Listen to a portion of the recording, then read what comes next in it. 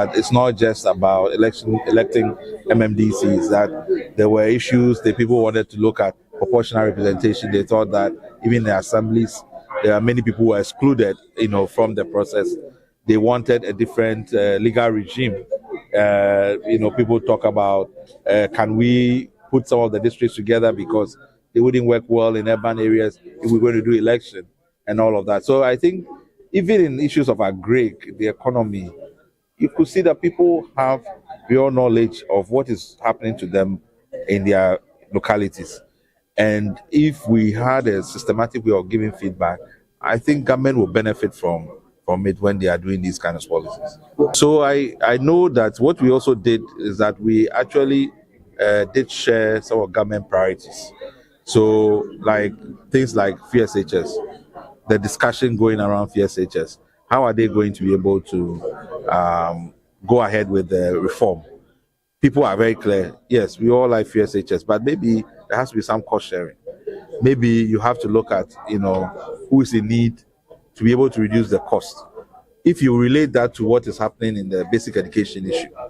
So if you're spending all your money on free SHS, but you are neglecting the basic education, whether it is early learning, early childhood learning, and all of those things.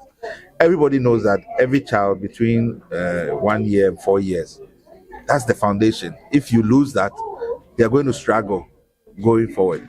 So if we don't do that in a generation, we don't even have to wait for a generation.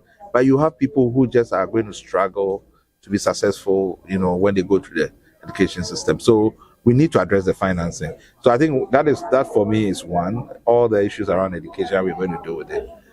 There's also issues around agriculture. Government has prioritized agriculture as one of the things. But how are they going to get youth participation? And that is also solving the unemployment problem. If young people now are saying we are interested, but even to go and get land to farm is a problem. Even to get information about, what can I get in terms of support from the state and so on. So there's a lot to do in terms of bringing the teeming youth of people who are unemployed, who are sitting at home and say, oh, if we can do farming, we'll do it. But how can you help us?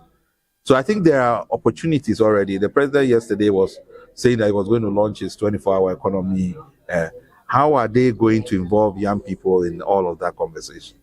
So I think there are already elements that there are gaps, in terms of the way we are approaching some of this policy, and that is not reaching the ground where people are. And government needs to work fast to try to close that communication gap.